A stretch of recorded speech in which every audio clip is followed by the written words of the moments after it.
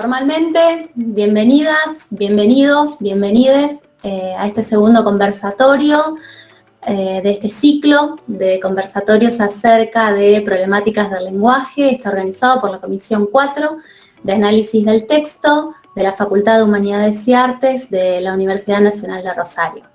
Este es un conversatorio que está orientado directamente a nuestros estudiantes, pero que el año pasado hicimos algo parecido, invitando gente, colegas, amigues, sobre temas específicos que trabajábamos dentro de la materia, y este año nos preguntamos, ¿y por qué no socializar eso? ¿Por qué no abrirlo?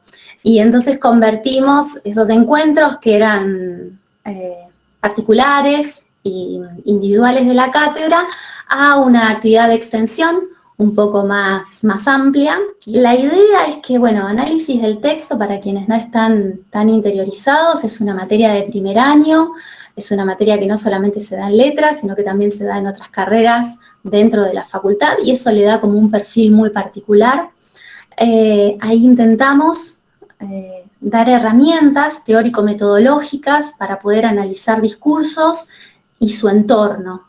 Y en este sentido siempre nos estamos preguntando qué es el lenguaje, cuáles son sus manifestaciones, qué pasa con el poder, la sociedad, y todo eso va conformando ciertas problemáticas que así lo vamos trabajando. Siempre decimos que intentamos tener más preguntas que respuestas, sobre todo porque es un primer año, y también porque, bueno, eso habilita a seguir pensando. Análisis del texto definitivamente es un derribador de supuestos, ¿no? Cuando uno entra y dice, no, pero bueno, yo ya sé lo que es la lengua, yo ya sé lo que es el lenguaje, y bueno, la idea es que cuando se termina la cursada uno dice, wow, cuántas cosas se quebraron, se acomodaron, se apilaron de otra manera, y ese es un poco nuestro objetivo. Así que la idea es poder seguir pensando esto. Está claro que ya la lengua, por lo menos, corríjanme quienes están cursando este año, pero ya está claro que cada vez que elegimos una forma lingüística, esa elección no es ingenua.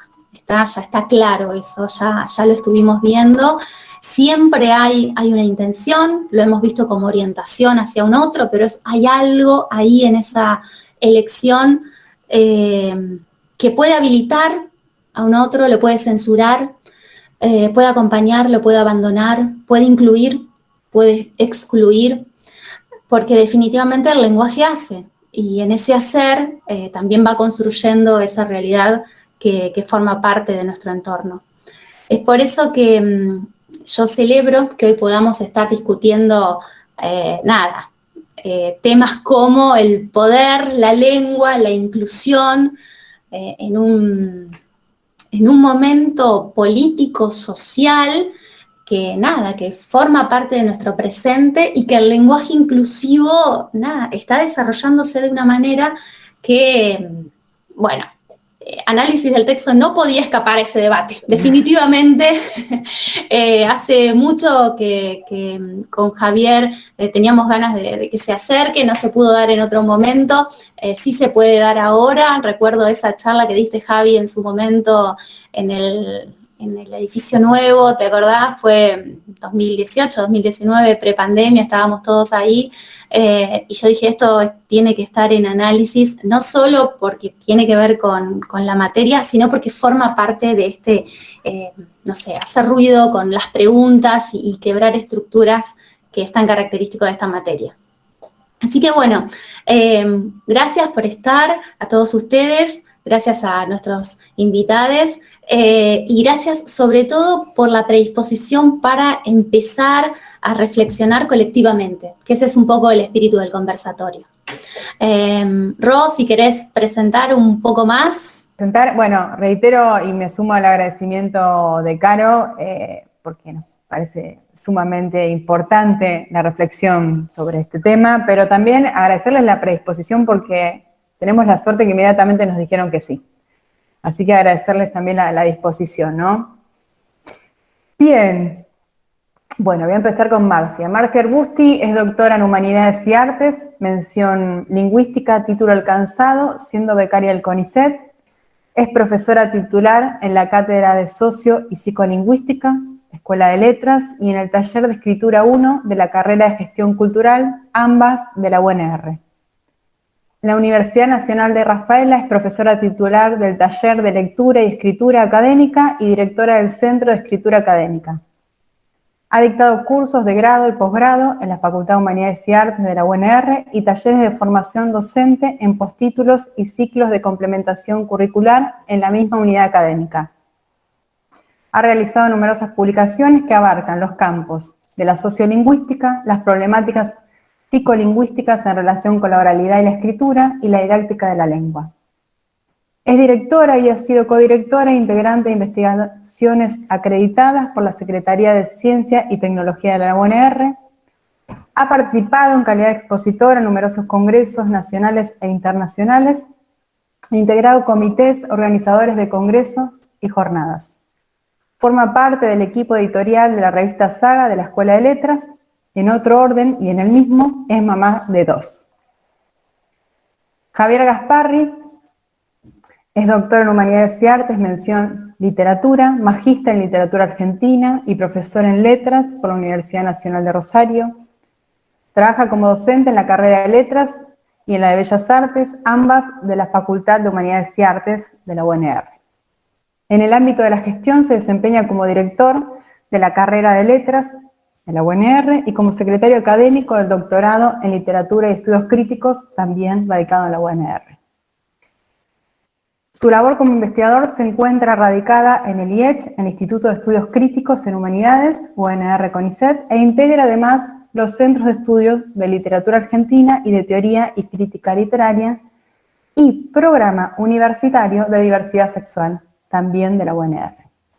Fue becario interno de posgrado CONICET entre el 2010 y el 2015. Su ámbito de especialidad se centra en los estudios de género y sexualidades en la literatura argentina y latinoamericana. Ha publicado el libro Néstor Perlonger, Por una política sexual, en 2017, así como numerosas contribuciones en libros y revistas especializadas. Entre ellas el dossier Perspectivas sexogenéricas, literatura, artes y política, la revista Badebec, números 11 y 12, que coordinó y prologó. La idea de esto, la dinámica, les comento cómo va a ser. Tanto Marcia como Javier tienen unos 10 minutos como para comentar cuáles son sus perspectivas acerca del lenguaje inclusivo, qué piensan acerca de su desarrollo, cómo está posicionado esto en relación con otro tipo de movimientos que se da también, no solamente dentro de la lengua. Y después vamos a habilitar un espacio para preguntas, donde creo que va a ser lo más rico, donde podamos ir a algunas cuestiones que tal vez ellos dejaron tangencialmente o queremos profundizar en algún punto que no fue tocado, también está habilitado ese momento para el final, ¿sí? Así que bueno, ahora no sé, Marcia, Javi. Bueno, muchas gracias, Caro. Bueno, gracias a toda la cátedra primero por la convocatoria. Es un gusto estar acá y espero no defraudar, aunque la presión fue mucha. Bueno, preparé una presentación que intenta, digamos, como dijo Caro recién, tomar estos puntos candentes en relación con el lenguaje inclusivo y lo que ha sucedido en las últimas semanas, que no fue poco. Hace unas semanas, cuando comenzaba a pensar en la organización de esta intervención, los muros de mis redes sociales estallaron con menciones al lenguaje inclusivo. La situación que me toma se repite cada tanto, por lo que volví a tener un hierro candente en el pecho y una bomba molotov en mi boca. Leo posteos y declaraciones detestables y busco el remanso en los perfiles de la gente que sé que lo milita, como en un loop. Los picos de aparición del lenguaje inclusivo en los medios y las redes se suceden desde 2006, con la promulgación de la Ley de Educación Sexual Integral, y resurgen relacionados con distintos momentos históricos. Por ejemplo, la asunción de Cristina Fernández como presidenta, la Ley de Matrimonio Igualitario, la de Identidad de Género, los Ni Una Menos. En 2018, con los debates en torno a la IVE, se volvió trending topic y desde ese momento regularmente hay momentos álgidos en los que se vuelve a despertar el monstruo. En las últimas semanas sucedió uno de esos momentos álgidos y no pude pensar esta presentación sin tener en cuenta los últimos sucesos. A principios de mayo, los periódicos argentinos levantaron la noticia de que Francia había prohibido el uso del lenguaje inclusivo en los colegios. Un mes después, en Argentina, se publica una declaración de la Academia Nacional de Educación que también opta por el rechazo. En este escrito se mencionan, o casualidad, lo sucedido en Francia, spoiler de colonialismo explícito, y la posición asumida por la Academia Argentina de Letras. Gran ocasión encuentran los medios allí para volver a hacer circular fragmentos de los documentos en los que la academia, claro, también se opone a los usos del lenguaje inclusivo. Y por último, también circula un proyecto de ley de la Cámara de Diputados de nuestra provincia a través de la cual se prohibiría el uso del lenguaje inclusivo. Y ayer salió una nueva nota, pero ya había cerrado esta presentación, de un nuevo proyecto de ley. El resto, creo, ya lo imaginan. Arden las redes, los sectores conservadores disfrutan orgullosos y replican las notas, se alegran, miran con ansias a Francia, los políticos ya no les parecen gente ingrata y tratan de ridículos, ignorantes y demagogos a quienes dicen, hablan todo con la E. En la vereda de enfrente se responde, se usa, se publica también, se ironiza y se organizan conversatorios. Y aquí estoy. Esto será, si me lo permiten, un compendio de esas posiciones y respuestas críticas hacia ellas. Primero, el Ministerio de Educación de Francia alega que el uso del lenguaje inclusivo perjudica la inteligibilidad. Patrañas. El temor a la intercomprensión de Babel a esta parte se ha utilizado como dispositivo de control a lo largo de la historia de la humanidad. Y aquí estamos, hablando 7.000 lenguas y tantas variedades más, y el ocaso de nuestra especie vendrá seguramente de la mano de cuestiones ambientales o sanitarias, no de rasgos lingüísticos. Comunicarse es difícil, pero siempre el inclusivo no tiene nada de original en ese sentido.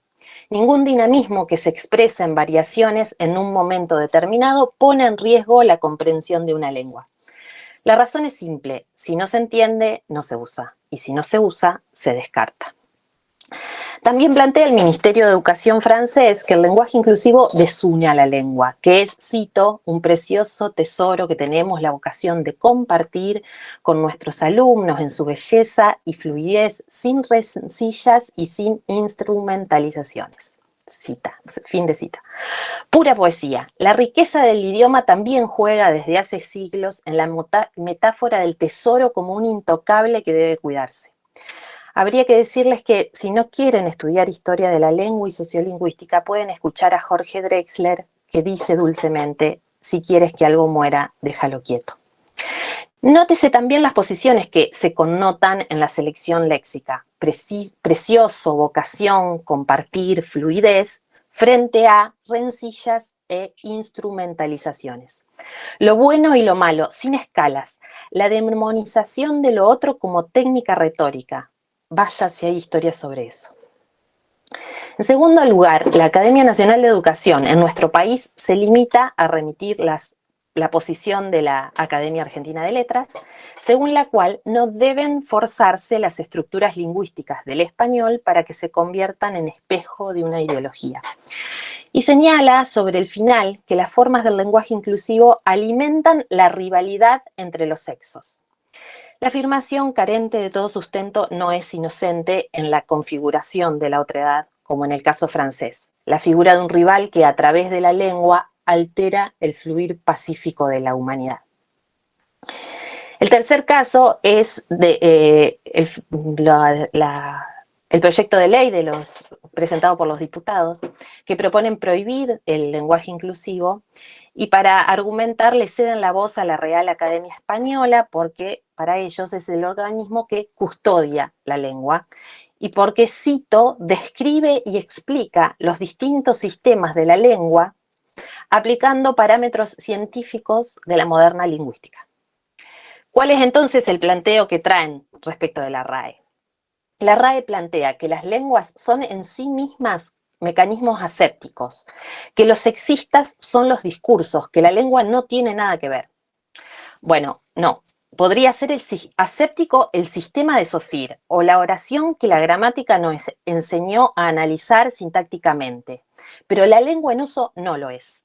No hay un uso ideológico y otro que no lo sea. No hay una opción lingüística que no refleje una posición sociopolítica. No. Si así fuera, no estaríamos aquí ni existirían tantas reacciones ante el lenguaje inclusivo. En el lenguaje se configuran subjetividades, se vehiculizan concepciones ideológicas, se cimientan realidades. El lenguaje inclusivo, entonces, es la forma más rápida que tenemos de posicionarnos políticamente. Aparece una E y se sacuden todas las estanterías. Porque, como dijo Andrueto, en la lengua se libran batallas y se disputan sentidos. También sostiene la RAE que el masculino genérico es eso, genérico, porque neutraliza la diferencia entre los sexos y por lo tanto vuelve innecesario el uso del inclusivo. Pues tampoco no. El masculino genérico es el modo en que la gramática se hace eco de un ordenamiento ancestral humano que es patriarcal. Hoy el masculino genérico ya no interpela a la generalidad y el género, que es una categoría construida socialmente, ya no acepta la estereotipia binaria que la categoría gramatical le impone.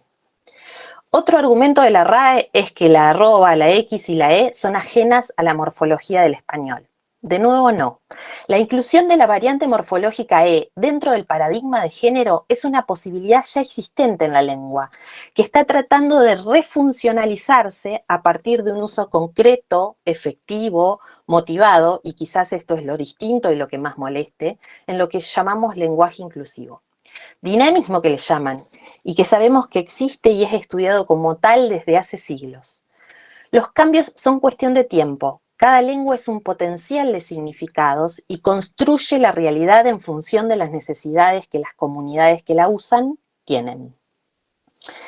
Luego, para distanciarse de este uso deformado del lenguaje, los diputados firmantes enumeran algunos argumentos provenientes de la Academia Argentina de Letras, que marcarían el fracaso del inclusivo.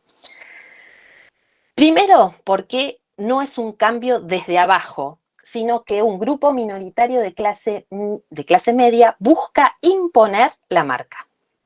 Es cierto que la sociolingüística con la BOB definió el cambio lingüístico como una modificación que sucedía paulatinamente y por debajo del nivel de la conciencia de los hablantes.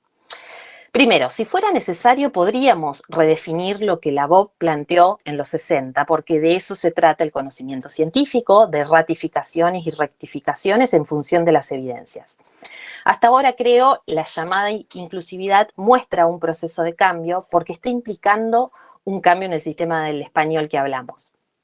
Pero además cabe preguntarse por qué la necesidad de definir ciertos usos como cambio. Quizás debamos esperar para hacerlo. Lo que es urgente es la necesidad de desarticular por todos los medios que nos sea posible la idea de imposición sobre la que se vuelve una y otra vez. Que nosotros elijamos decir bienvenidos a todos no supone que obliguemos a nadie a hacerlo. Que la universidad resuelva aceptar el uso del lenguaje inclusivo no se traduce en que docentes y estudiantes debamos escribir papers y parciales con las marcas disponibles. Nuevamente observamos el mismo punto. ¿Cómo se configura la otredad imaginando rivalidad e imposición? ¿Acaso no soportan la manifestación de lo disidente, lo que muestra esa marca en la lengua? ¿No será que los que pretenden imponer las normas reales, monárquicas, son ellos, y en esa fuerza autoritaria pretenden a los demás? También sostienen que la introducción de sustantivos y adjetivos artificiales terminados en E podrían complejizar la enseñanza del sistema, la puesta en peligro de la unidad del idioma de 23 naciones. Por un lado, artificial y arbitrario es todo en la lengua. Nada es fruto de la naturaleza.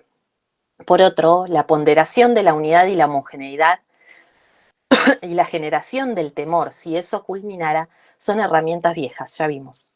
La lengua sigue andando, heterogénea, diversa, compleja. Por último, en el documento firmado por Alicia Zorrilla de la Academia Argentina de Letras, que se publica como Fundamentos de la Posición Académica, se insiste en el rol de las academias. Se dice que solo orientan, que guían cuando se las consultan, que no admiten ni aceptan ni prohíben nada, pero dice, y cito, todos tenemos la libertad de hablar y escribir como nos plazca, pero no deben perderse la cordura ni la prudencia. Fin de cita. Zorrilla incurre en omisiones y dislates, pretende de la lengua ese ente aséptico que no es y concibe los usos de la lógica de lo correcto o incorrecto, sin modalizaciones. Pero quiero resaltar el agravio que comete al tachar de faltos de cordura a quienes usan el inclusivo.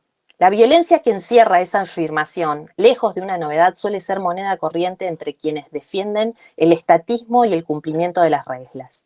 ¿Desconocen que a la lengua la hacen sus hablantes y que estigmatizar la lengua de alguien es estigmatizar a esa persona? Pretenden esconder su reacción conservadora en una defensa de la lengua que evidentemente escapa de su control. Olvidan que las lenguas no son sujetos de derecho y sí las personas que las hablan. Para finalizar, algunas cuestiones sobre la RAE y las academias. Aunque los señores diputados ponderen que la RAE es reconocida por su producción de conocimiento científico, es posible revisar algunos de sus programas con especial desconfianza, por ejemplo el del español neutro, que no responde a nada que no tenga que ver con términos económicos. Y entonces, ¿por qué el halo de respeto y veneración en torno a las academias? Podríamos decir que son misterios de la fe, pero no. Son razones históricas, una historia imperialista y colonizadora que se construyó durante siglos a través de un discurso prestigiante. Su tradición centralista, el lema actual de la RAE es unidad en la diversidad. Y aunque hablen de pluricentrismo, el diccionario define el sonido de la Z como excepto en las zonas de ceseo, que representan el 90% de los hablantes, o sea, los hispanoamericanos. ¿No es un porcentaje considerable para reducirlo a una excepción? Decía, su tradición centralista, su pretensión normalizadora, sus prácticas expansionistas a través de Fundeu y el Instituto Cervantes, son todas evidencias de su imperialismo lingüístico que se manifestaron, por ejemplo, en que el 70% de lo que llaman errores reunidos en el Diccionario Panhispánico de Dudas son cometidas, según ellas, por hispanoamericanos y su tendencia a reducir la lengua a un negocio. De hecho, Microsoft, por ejemplo, adoptó los criterios normativos de la RAE luego de un rico acuerdo económico. Dada su raicambre monárquica, son estructuras ajenas a los estados americanos, pero sin embargo actúan como verdaderos ministerios de educación en cuestiones lingüísticas. La política panhispánica no fue discutida en los parlamentos democráticos, sino en la mesa chica de la RAE y la ASALE. Son políticas verdaderamente paraestatales, aunque sus consecuencias culturales y económicas afectan directamente a los estados. La vocación imperial de España en Hispanoamérica se mudó del control de la tierra al control de la lengua, porque el dominio de la lengua es el control en las comunicaciones, en las ediciones, en las traducciones, en la prensa. De ahí que sea lógico que una de las mayores patrocinadoras de la RAE sea Telefónica. Dice Fernando Alfón, la riqueza de la lengua parece una metáfora, pero debe leerse como una literalidad. Cuando la RAE dice que el español es una lengua rica, no se refiere a riqueza cultural, sino a una lengua que genera mucho dinero. Urge decolonizar los estudios sobre la lengua. Urge una educación sociolingüística que empodere a los individuos y grupos subordinados en batallas sociopolíticas en torno al lenguaje. Urge develar las relaciones entre lengua, poder e inclusión. En el mes del orgullo festejamos la nueva ley de cupo laboral travesti trans y seguimos preguntando dónde está Tehuel. Muchas gracias. Gracias, Marcia. Muchísimas gracias por la claridad y también por el tono claramente desde... Dice que puedo discutir conmigo misma. Sí, lo puedes hacer. Estoy segura que lo hiciste para llegar a esas conclusiones. Gracias, gracias. Javi, ¿te escuchamos? ¿Escuchan bien? Perfecto, Javi. Bueno, bárbaro. Bueno, bueno, nada, quiero destacar la exposición de Marcia, que me encantó, brillante como siempre. En realidad con Marcia ya somos como un dúo para estas, nos han convocado muchas veces juntes, así que bueno, un gusto siempre escucharte, Marcia. Y bueno, y yo de hecho también iba a ir un poco por ahí, justamente, ¿no? Para tratar de darle como una dimensión de actualidad muy reciente al tema, precisamente a partir de este proyecto que se presentó. Pero bueno, para no superponernos, por ahí voy a organizar el recorrido por otras puntas. No voy a ser tan ordenado como Marcia, pero voy a como a ir integrando algunos núcleos que me parecen interesantes en el tema. Bueno, Marcia en realidad ya se refirió a dos cuestiones sobre las que yo iba a insistir, ¿no? Que es justamente problematizar el masculino como genérico universal, por un lado, como en su pretendida neutralidad, y empezar a pensar cómo en realidad está sujeto a condiciones históricas de poder ligados a una estructura patriarcal. Es decir, no es casual que justamente el pretendido neutro sea precisamente el masculino, más allá de este argumento tan remañido por academicistas conservadores de pensar que no hay ninguna correlación en ese aspecto. Y por otra parte, la cuestión de la imposición, ¿no? Que parecería ser un argumento recurrente entre las posturas conservadoras cuando plantean, bueno, cómo no nos pueden imponer el uso del lenguaje inclusivo, y en realidad el lenguaje inclusivo no busca imponerse, justamente, ¿no?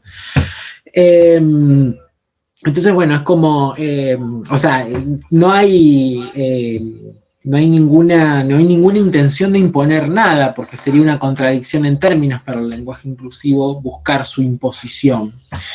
Pero bueno, nada, es un argumento muy esgrimido desde posturas conservadoras. Precisamente entonces, ¿no? Refiriéndome a las novedades de estos últimos días, lo que pensaba era, bueno, aparte. Se nos fue Javi. ¿Qué es el lenguaje inclusivo y por qué genera tanto ruido?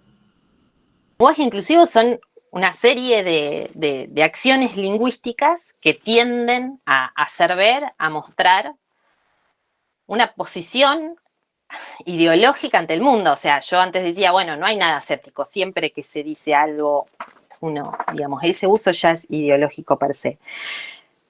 Pero justamente como vos decías, digamos, la serie de reacciones que hay en torno al lenguaje inclusivo, que van desde una militancia efervescente a un rechazo también militante y violento, con argumentos de todo tipo, se deben a que la lengua siempre, y en nuestro país, no estuvo, la constitución de nuestro país, digamos, como Estado, también estuvo ligada a esta cuestión de la lengua como factor homogeneizador, y en ella se disputan poderes. Entonces, el lenguaje inclusivo, en representación de las disidencias y de un binarismo que propone la lengua en el masculino y en el femenino, rompe esa dicotomía, rompe ese binarismo y bueno, y aquí estamos observándola, o sea, observándola en el sentido de qué va a suceder, no se sabe, y digamos, y las discusiones que se pueden dar son muchas, en tanto se puede analizar desde una cuestión estrictamente lingüística y, digamos, teniendo en cuenta factores sociopolíticos y culturales que atraviesan a eso lingüístico. Entonces, cuando los sectores conservadores se agarran de la Real Academia y se agarran del diccionario y se agarran, intentan buscar y bueno, pero ¿por qué presidenta si está presidente? ¿Y por qué estudiante si por qué decimos la estudiante y está todo bien? Y, bueno, entonces intentan cercar todo eso sin reconocer, digamos, los cambios producidos en la lengua, digamos. Cada uno ve el pedacito que quiere ver, como en la vida misma. Lo que pasa que acá lo que preocupa en realidad es la violencia que se genera, y digamos, y esto como venía Javi diciendo recién, o sea, ¿por qué la idea de que se imponga? ¿Quién les está imponiendo? Nada. Bárbaro. En UNR no nos pasa, pero en otras materias y en otras instituciones, nosotras nuestras fichas de cátedra las escribimos usando un lenguaje inclusivo. Y nos critican eso, o sea, porque ustedes nos imponen. Y no, justamente, uno nos puso en una encuesta de fin de año, un estudiante, porque ustedes nos imponen eso y debería ser algo, una elección personal. Y bueno, fue mi elección personal, yo como autora de ese texto escogí eso. Pero hay como ahí ver en la militancia una imposición. Perfecto. Gracias, Marcia, por cubrir el bache. Javi, no te preocupes, son cosas que pasan. Dale para adelante. Estaba buenísimo lo que venías diciendo, sobre todo en esto que retoma Marcia de la imposición y la reacción ante un uso.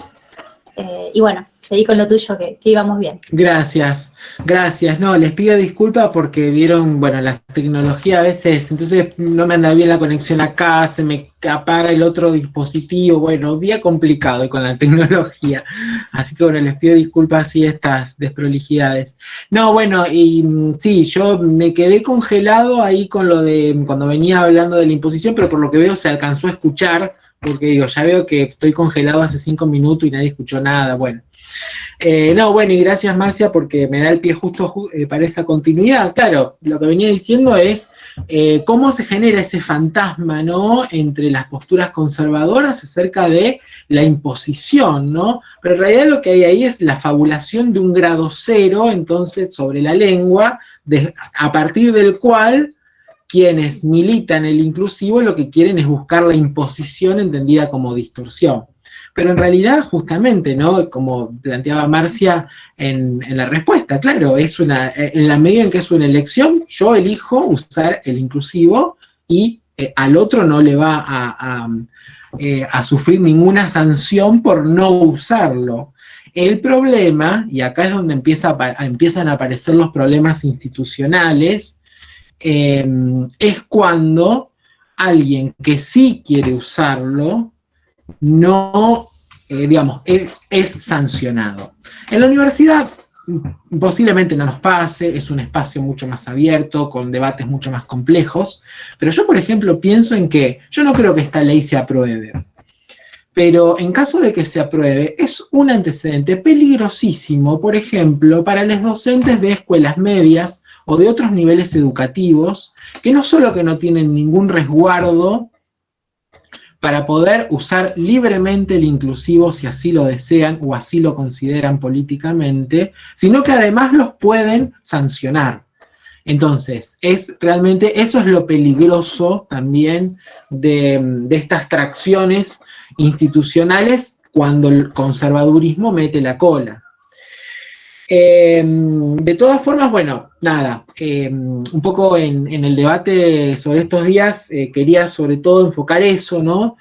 Porque además hay una gran confianza en la institución. Como bien decía Marcia, digamos, estos impulsores se apoyan en instituciones que no son instituciones ligadas a la democratización de la vida pública precisamente, sino que son instituciones de alto cuño conservador, como la Real Academia, la Academia Argentina de Letras. Entonces, bueno, nada, los debates que estuve escuchando en estos últimos días, hubo algunos que eran una reunión de Jurassic Park, más o menos, ¿no? Para decirlo con una imagen jocosa, ¿no? Entonces, bueno, ahí es donde se ve con claridad el problema político que atraviesa la discusión. Entonces, bueno, esto me da un poco pie para poder plantear un poco la beta que a mí siempre me interesa destacar ligada al lenguaje inclusivo, que es entenderlo como una intervención política sobre la lengua. Intervención política que responde a una genealogía sexogenérica ligada a las luchas feministas, LGTB y sexodisidentes. Ahí es donde está la fuerza política de la intervención que busca el lenguaje inclusivo. Justamente lo escuchaba, bueno, la única voz interesante, por supuesto, en alguno de estos debates así por diferentes medios, que es un debate que por la lógica de los medios tienden a volver maniqueo, o sea que todo se empobrece aún más. Pero bueno, nada, una de las pocas voces interesantes es la de Santiago Kovadlov, un lingüista también que trabaja en la Universidad de Buenos Aires, que ha hecho muchas intervenciones sobre el tema también. Y él, bueno, insiste en su definición del lenguaje inclusivo, que a mí me parece bastante operativa, bastante precisa, ¿no? Cuando él plantea, bueno, el lenguaje inclusivo es la marca discursiva que surge a partir de una lucha política, digamos, una lucha política que genera esta huella en el discurso, para decirlo en términos muy amplios. Bueno, y en efecto, entonces, ¿no? A partir de eso lo que podemos pensar es cómo las luchas están ahí emergiendo en torno, en este caso, a una E, por ejemplo, ¿no? Y bueno, y precisamente lo que él planteaba también es cómo se puede, bueno, algo que tampoco necesitamos citarlo, ¿no? Pero digo, me gustó porque lo vi justo hace unos días y como que lo formuló con mucha claridad, que es, bueno, cómo por un lado podemos pensar que más allá de cualquier prohibición o restricción, el lenguaje inclusivo por su propia fuerza, si termina de emerger, digamos, no hay ningún tipo de restricción que lo vaya a frenar, y a la vez también como tampoco nadie lo va a terminar de imponer, digamos, es como, digamos, que se disuelven los dos fantasmas en el sentido de que por un lado ninguna institución lo va a poder frenar, ni tampoco ningún hablante lo va a poder imponer más allá desde su mero voluntarismo, ¿no? Entonces, bueno, esto precisamente responde a una lógica que tiene que ver con el movimiento de la lengua genuina, por decirlo de algún modo. Entonces, bueno, un poco a partir, ¿no? del sentido político que quisiera enfatizar, en realidad la reposición y un poco hasta diría cierta genealogía que podemos destacar tiene que ver precisamente con el pensamiento feminista de la disidencia, especialmente una autora lesbofeminista que fue Monique Wittig, que hace ya 40 años más o menos, empezó a llamar la atención sobre el masculino como genérico universal, y yo creo que es un debate que ahí comienza a tomar forma, la voz de Wittig en ese momento bastante aislada, pero ahí, digamos, lo que quiero destacar son dos cosas. Por un lado, la trayectoria del debate, porque, qué sé yo, en muchos casos el tema se reduce bastante a pensar que el lenguaje inclusivo surge en el 2018, en realidad surge de mucho más atrás, al menos desde hace 20 años, como bien detallaba Marcia, con todas las luchas que se dieron, sobre todo desde el 2005 con la ESI en adelante. Ahí ya empezamos a pensar el arroba, después fue la X, después la E, bueno, en fin, todo el desplazamiento que ha tenido. Y por otra parte, vincularlo también a cómo el pensamiento sexodisidente ha intervenido acá, digamos, ¿no? Por eso cito con tanto énfasis a Wittig. Ahora bien, pensando también en los efectos posibles para el lenguaje inclusivo, creo que la dimensión política se juega en gran medida en torno a la categoría de reconocimiento. Cuando decimos reconocimiento nos referimos a un reconocimiento identitario y que pone en foco las identidades sexogenéricas.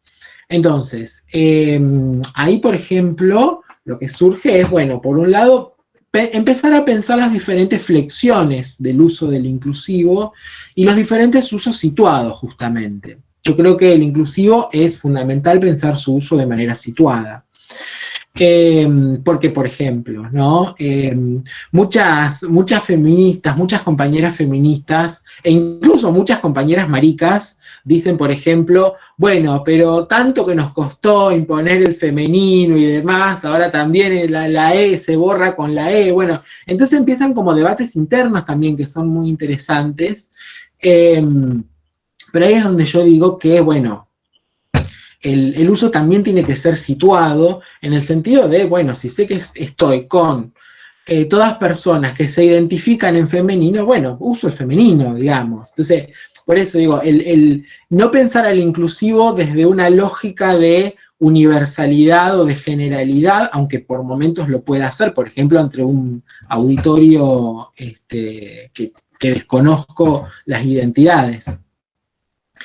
Pero bueno, de todas formas, acá empiezan como a aparecer esas tensiones ligadas al uso situado. Y esto lo que trae como colación es algo que a mí siempre me interesa destacar, porque es también una pregunta muy habitual, una pregunta lógica por otro lado, que es, bueno, pero ¿cómo lo uso? ¿Y dónde va? ¿Y dónde pongo la E? Bueno, a ver, acá lo que aparece es una dimensión en la que tenemos que tener claro que no es deseable armar ninguna gramática del inclusivo, precisamente por la experimentación que implica todo el tiempo, y a la medida en que también es un gesto político, lo que yo muchas veces digo también es que es el gesto también, ¿no?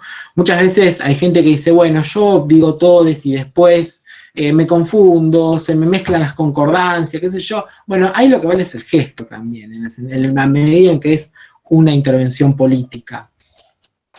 Entonces, bueno, un poco eso, pero además, también digo político y costuado, precisamente para, retomando un poquito lo de las identidades sexogenéricas, para poder pensar cómo van apareciendo esas inflexiones que tienen que ver con las autopercepciones identitarias que cada uno tenga.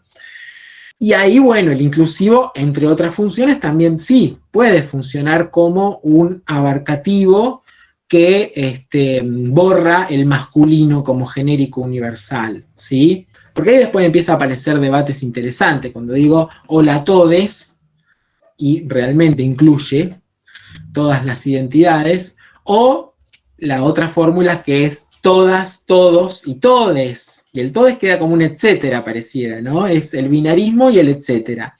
Entonces ahí empiezan a aparecer una cantidad de cuestiones interesantes desde el punto de vista sexogenérico. Pero lo que más quiero enfatizar acá también tiene que ver con otra cosa, y vuelvo hacia la categoría de reconocimiento, una categoría que han desarrollado las mayores teóricas feministas, entre ellas Butler. Butler prácticamente diría, sus primeros libros están todos atravesados por la idea de cómo un cuerpo se vuelve inteligible y en la medida en que es inteligible funciona la categoría política del reconocimiento, esa identidad que se sale de la norma. Entonces, a mí me parece importante también que podamos pensar en personas que no se identifican con el binario, que se identifican como personas no binarias, y ahí el inclusivo sí realmente es algo que debemos atender frente al respeto de esa identidad autopercibida. Entonces, aparecen ahí como diferentes dimensiones que puede tomar el inclusivo dentro de nuestras propias estrategias en ese sentido. Bueno, y nada, lo otro que iba a señalar, ya lo dije al principio, ¿no? Ligado a los contextos de vulnerabilidad frente a las regulaciones institucionales, y finalmente creo que también, si lo pensamos ya, digamos, más acá de las reacciones conservadoras, que por otra parte también son reacciones conservadoras a todo nivel, digamos, justamente el inclusivo es una emergencia. En algunos de estos debates de Jurassic Park que veía, se notaba en muchos casos constitucionalistas, diputados, todos muy exasperados, y que frente a dos pibas feministas que defendían el inclusivo, un nivel de exasperación y de maltrato que, pues sí, bueno, acá está claro lo que está pasando, no va más allá del inclusivo. Pero bueno, nada, paréntesis. A lo que voy, que más allá del debate conservador y de la lucha que implica seguir propiciando, seguir contagiando, para mí los términos son eso justamente, no hay ninguna imposición. Es eso, contagiar, comentar, sensibilizar, digamos, irradiar, digamos. Bueno, eso. En lo que nos pone, digamos, es en una tensión que después, sobre la cual tenemos que ir pensando, creo, pero también precisamente, ¿no? En la medida en que la propia lógica de desarrollo vaya tomando su curso, que es, me parece, la tensión entre regulación y experimentación. Lo rico del inclusivo pasa por una fuerte experimentación, incluso diría literaria. Ahora va a salir un volumen que recoge muchas intervenciones ligadas a la literatura y el inclusivo. Pero bueno, a la vez no podemos dejar de pensar en ciertas, justamente, operaciones y ciertas estructuras institucionales que organizan regulaciones y que resguardan, excluyen o generan condiciones, ¿no? Que evitan mayor vulnerabilidad en ciertas prácticas y ciertos posicionamientos de los que ya hay, como lo que señalaba antes acerca de cantidad de docentes que pueden verse totalmente, no solo vulnerabilizados en su práctica y en su posicionamiento político, sino incluso amonestados. Entonces, bueno, ahí, digamos, tenemos que pensar, me parece, de una manera muy firme y muy estratégica el lugar de las instituciones, de nuestras instituciones, incluso más allá de las instituciones conservadoras, que es lo que lo son por definición, ¿no? Como también explicaba Marcia, la RAE, una institución monárquica, bueno, ahí ya sabemos de qué estamos hablando, pero pensar también otros espacios que regulan prácticas y que trazan políticas lingüísticas también. Así que bueno, un poco ese es el compendio, digamos, de lo que me interesa a mí siempre destacar del tema. Así que bueno, nada, creo que capaz que me pasé de tiempo también, así que disculpen si... No, estamos bien, Javi. Muchísimas gracias por irradiarnos, definitivamente ha sido eso. También estuvo interesante, casi así, magia del destino, porque Marcia tocó a Saussure, vos tocaste a Butler, todavía no llegó esa parte del programa, pero van a leer a Butler, van a leer a Paul B. Preciado, hay un tipo de literatura disidente que también, exponemos en una operación anticanónica dentro de la materia. Entonces, bueno, hay cuestiones que han empezado ustedes a deslizar y que más adelante se va a ver con más claridad. Así que muchísimas Qué lindo. gracias. Los ensayos de Wittig también son muy lindos. Ah, bien, ya anotamos. Buenísimo, gracias por la sugerencia. Bien, Gri, ¿querés que vayamos directamente a las preguntas? Me parece que están así como todos y todas y todes, sin que sea etcétera, como muy interesados. Así que bueno, vamos por ahí. Bien, perfecto. Bueno, como decía Caro, la idea ahora es que ustedes puedan tomar la palabra, que puedan participar, que puedan hacer preguntas después de estas intervenciones tan excelentes que nos brindaron Marcia y Javier. Así que bueno, les cedemos la palabra y el tiempo a ustedes. Lo que me gustaría es que cuando activen el micrófono se puedan presentar brevemente y que sí después puedan formular la pregunta que quieran. Así que bueno, habilitamos el espacio de preguntas.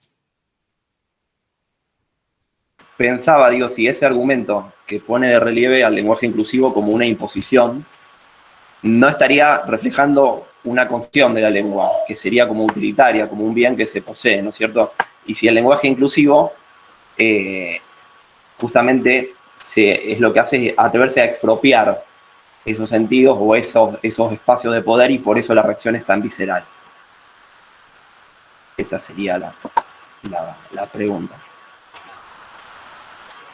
¿Puedo, Javi? Digo, si no puede pensarse el inclusivo como una expropiación. Sí, el inclusivo es un jaque a la estructura, lingüísticamente hablando, y un jaque, evidentemente, a la sociedad políticamente hablando. La cuestión de la idea que se recorre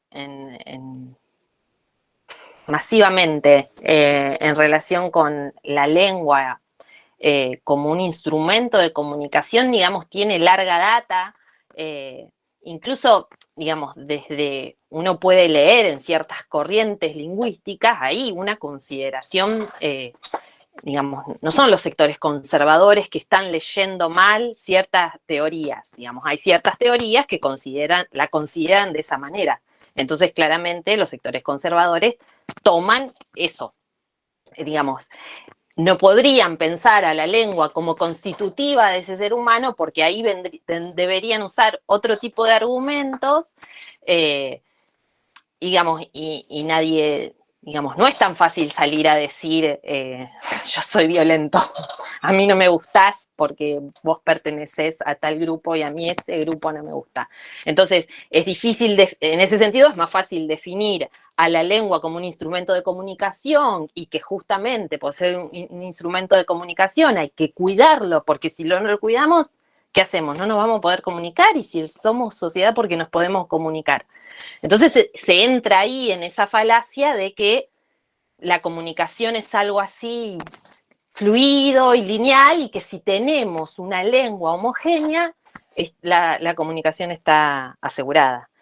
Y luego sí, entonces el inclusivo, digamos, al meterse en el sistema, porque acá, digamos, yo lo escucho a Javi, pobre, siempre le vuelvo a codear en el mismo sentido, porque claro que podemos pensarlo como un gesto, como un recurso retórico, pero se está metiendo en el sistema, y entonces es allí donde vuelven los argumentos más conservadores, o sea, porque esto de que yo traté de insistir en la presentación de el conocimiento científico. Entonces, parece que cuando decimos está demostrado por la ciencia, entonces ahí ya no se puede decir nada. ¿Qué es la ciencia? ¿Quién lo demuestra?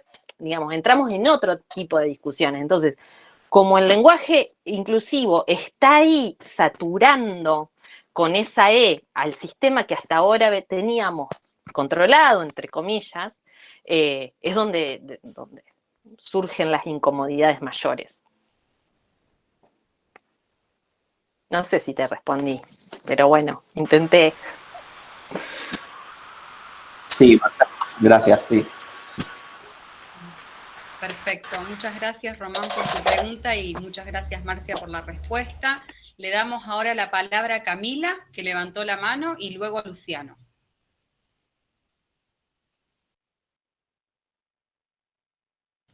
Hola, Camila, ¿soy yo? ¿Otra? No sé. Vos, Camila. Ah, bueno. Vos. Buenas. Mi pregunta iba para Javier, más que nada para aclararme a mí, ¿a qué se refería cuando dice usos situados? Más que nada eso, o sea, si podés expandir. Gracias. Bueno, bien, sí. Con usos situados un poco articulo un poco dos nociones a la vez, ¿no? Es como un doblez. Situados en el sentido de un uso que responde al aquí y ahora, enunciativo, ¿no? Por eso puse el ejemplo de qué interlocutores tengo enfrente y demás, pero también uso situado en el sentido en que lo entienden las epistemologías feministas, ¿no? Un uso que justamente tiene que ver con una experiencia situada del conocimiento por oposición a cualquier construcción universalista, para decirlo de una manera muy, muy sencilla. Quien desarrolla esta noción es Donna Haraway, una autora feminista clave. Así que bueno, un poco a eso alude la idea de lo situado. Ya que tengo el micrófono abierto, no, por nada, Camila, espero que haya quedado por ahí más claro. No, lo que me gustaría agregar a lo que comentaban, digamos, a partir de la pregunta de Román, ¿no? Sí, lo que comentaba también Marcia recién, es justamente, ¿no? Cómo los posicionamientos, digamos, vos preguntabas por algo de una incomodidad que tiene que ver con, no me acuerdo el término que usaste, ¿no? Pero algo así como un sacudón así muy, muy intenso. Expropiación. Expropiación, ahí está. Me parecía que tenía un matiz económico incluso, por eso incluso me pareció que estaba bueno también que Marcia hablara de esto, que desarrolló más la cuestión imperial, ¿no? De la lengua. Pero no, yo lo que agregaría también tiene que ver con las posturas conservadoras que en general se asocian a una defensa del purismo lingüístico, y esta es una palabra que quiero destacar, ¿no? Y que bueno, que ya Marcia también se refirió mucho a esto, pero también precisamente a partir de lo que señalaba Marcia en torno a cómo las estrategias conservadoras, ¿no? se toman desde ciertos lugares. Lo que yo también destacaría es cómo las estrategias conservadoras, que suelen ser las estrategias de derecha y las estrategias liberales en un sentido amplio, también siempre aparecen desde una simulación de grado cero, de neutralidad, de transparencia. Entonces ahí es donde uno entra justamente en ese juego o en ese círculo vicioso, porque justamente lo que están planteando es decir, bueno, nosotros entendemos la lengua justamente desde su simpleza comunicativa, como un tesoro, como algo que hay que cuidar, precisamente detentar ese poder implica entenderla en términos neutros, ¿no? Como si pudiese ser entendida de manera neutra, como si hubiese un grado cero de la lengua que el inclusivo quiere corromper. Y esto es así en todas las operaciones ideológicas, en las operaciones científicas o incluso en las operaciones mismas políticas, ¿no? Cuando la derecha dice, bueno, la ideología siempre es la izquierda, nosotros somos la postura que implica el grado cero, ¿no? Del sentido común. Entonces, esas operaciones que simulan justamente procesos de politización, acá también aparecen en torno a la lengua, ¿sí? Buenas noches, soy Luciano Pascuali, ayudante de la cátedra. Y les quería hacer una preguntita porque ambos hablaron de la lucha política, la lucha en sí del lenguaje inclusivo, y si creen que como correlato gramatical de esta lucha, el inclusivo tuvo un rol importante en lo que fue en su momento la sanción de la Ley de Identidad de Género. Si creen que fue importante que haya un correlato en la lengua de toda esta lucha que se viene haciendo hace años y si tuvo importancia en la sanción de la ley.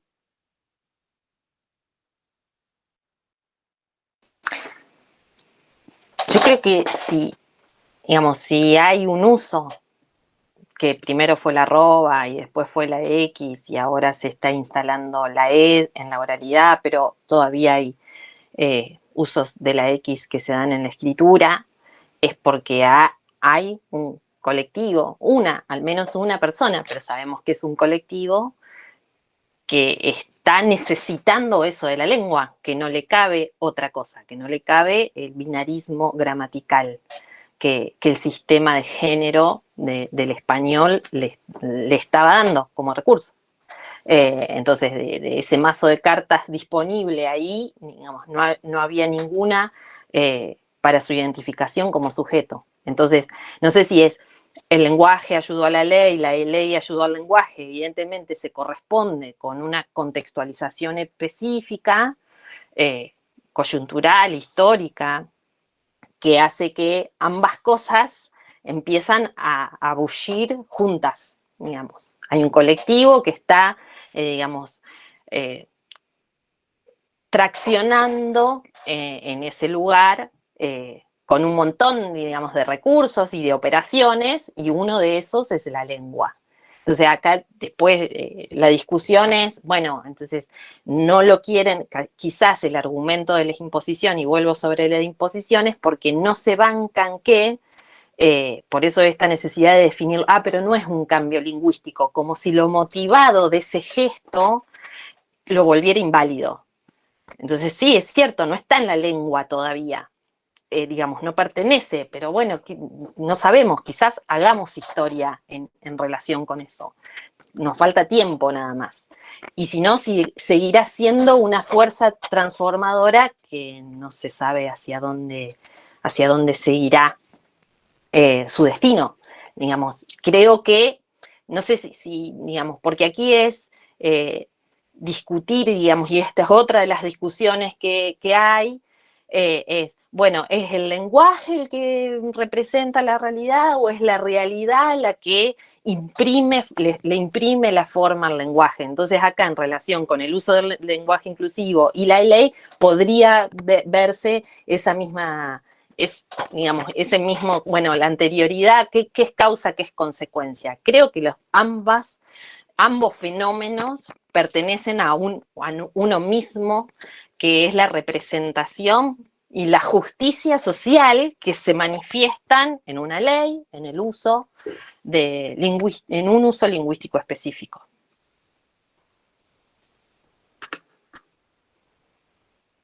Javi, habla porque yo te tomo la palabra.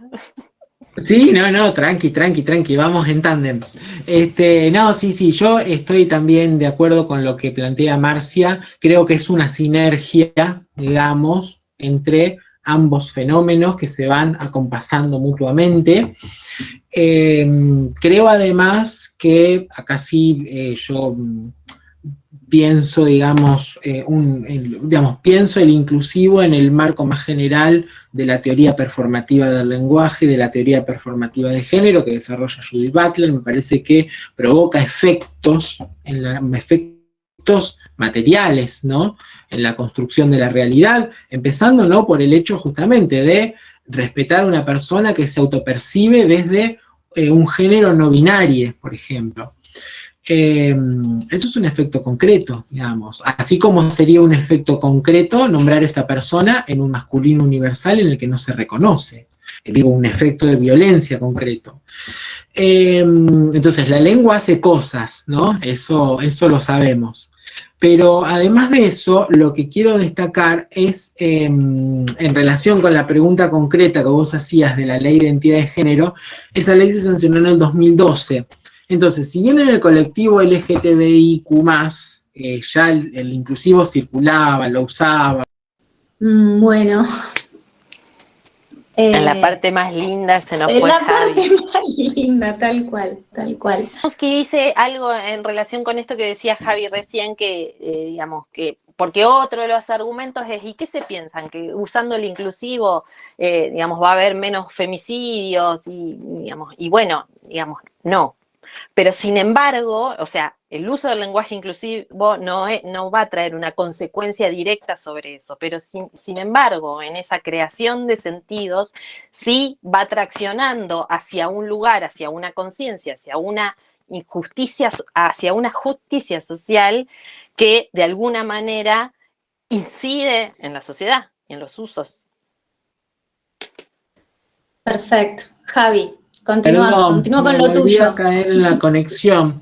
No sé hasta dónde se alcanzó a escuchar lo que venía diciendo en la respuesta. Más o menos, ¿tienen registro de dónde quedé?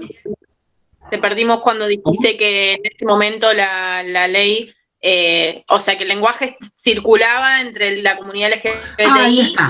Bien, fenómeno. No fue tan atrás entonces, pensé que había quedado más atrás. No, bueno, claro, en el 2012, que fue cuando se sancionó la ley de identidad de género, el inclusivo, digamos, circulaba en el colectivo LGTBI, pero bueno, no tenía, digamos, el nivel no solo de uso, sino de irradiación, digamos, hacia otras zonas más allá del colectivo. Entonces, en ese momento, yo, digamos, veo todavía como un poco débil la conexión en términos de correlación histórica, ¿no? A eso sencillamente me refiero, a pensar cómo estaba cada cosa en relación con las fechas. Yo donde veo el punto de inflexión más claro, y hasta diría, no sé si cabe decir de masividad, pero sí de una extensión mucho más allá de las fronteras de los colectivos sexodisidentes y feministas es con el IBE en el 2018. Ahí es donde me parece que el tema se instaló en una agenda pública mucho más fuerte que en los acontecimientos anteriores. El 2010 con la ley de matrimonio, el 2012 la ley de identidad de género y demás. Para mí, digamos, si tengo que pensar en cierta correlación cronológica, ubicaría más por ahí cierta explosión del tema. Más que hacerles una pregunta, era hacerles un súper reconocimiento y agradecimiento, no solo por el hecho de estar acá presentes, sino porque también su trabajo, digamos, como intelectuales, me parece que es muy importante, porque pensaba un poco en esto que ustedes decían en relación a las instituciones, ¿no? A las instituciones más ortodoxas, si se quiere, pero bueno, también un poco como destaca siempre Foucault, ¿no? El poder se ejerce, entonces creo que también es importante que generemos estos espacios de resistencia y me parece súper importante que haya intelectuales como ustedes pensando en el compromiso de los derechos humanos, ¿no? Porque un poco es eso, pensar a los derechos lingüísticos como derechos humanos y eso, destacar el trabajo que hacen ambos y además también la calidad humana desde la cual trabajan. Era eso, gracias. Gracias, Olinda. Gracias, Oli. Me uno a todo lo que decís, acuerdo completamente también. Gracias, Olinda. Muchas gracias. Bien, le damos ahora el tiempo a Mauro, que había levantado la mano. Mauro, te escuchamos. Gracias, Griselda. Bueno, muchas gracias a Marcia y a Javier. Increíble la presentación. Cuando hablaban, viendo un poco el cartel que tenía atrás Marcia, que dice improvise, digo, ¿será lenguaje inclusive o inclusivo? O sea, es como, nada, improvise, todos los caminos son correctos. La pregunta, dentro de este lenguaje inclusive, ¿qué opinión tienen al respecto, por ejemplo, de palabras que son ofensivas? Sí, el otro día una amiga me dice, no uses el término denigrar porque viene del latín que tiene que ver con ennegrecer, que tiene que ver con esclavitud, que tiene que ver con... Y me quedé como, wow, y uno lo tiene tan incorporado como otras cosas que cree que son inocentes. Obviamente que, nada, si nos buscamos la etimología de muchas palabras, no sé, evidentemente hay que revisar muchísimo. Quería saber su opinión al respecto. Sí, yo no soy tan especialista en historia de la lengua, pero bueno, no soy nada especialista,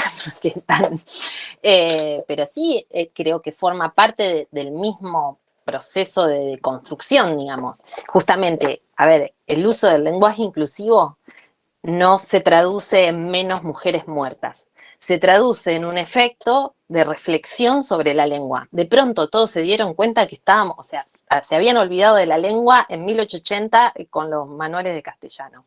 Ahora volvió a circular y hay un interés y de pronto estamos queriendo cumplir reglas que no existen y pidiéndole al inclusivo que tenga las reglas, porque, mira, si no lo saben hablar, porque la crítica es no lo saben hablar, porque algunos dicen todas, todos y todes, porque algunos hacen solamente, ponen en solamente el núcleo del sintagma y algunos buscan absolutamente todas las concordancias.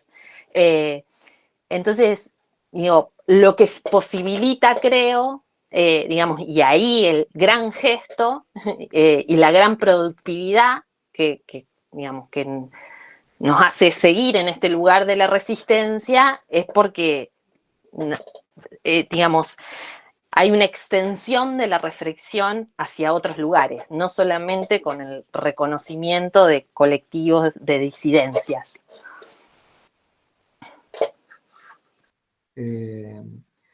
Ustedes habían comentado en sus intervenciones que, bueno, que es una característica, ¿no?, de los sectores conservadores o de la derecha, siempre un poco tratando de hacerse cargo de copar la parada de lo que se supone objetivo o neutro, digamos, como esa objetividad de la ciencia desde la cual ellos opinan y les permite desde ese lugar descartar o desestimar otro tipo de posiciones.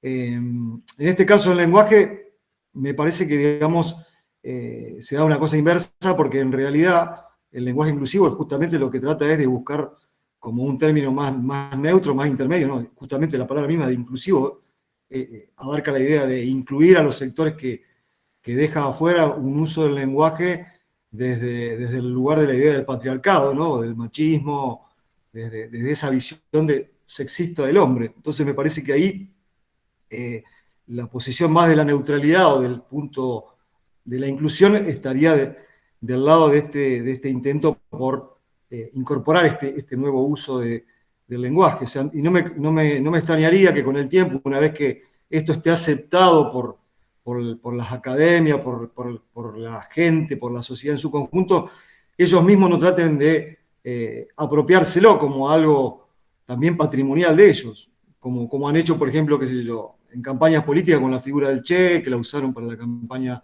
de Macri, o en estos días también vi una figura del Che usándola en un llamado a la rebeldía para salir a estar o en contra de la vacuna o para movilizar porque el gobierno actual hace tal cosa mal. O sea, siempre tratan de apropiarse o de la imagen de la patria o del pueblo, ¿no? Entonces, no me extrañaría que pasase eso en un futuro.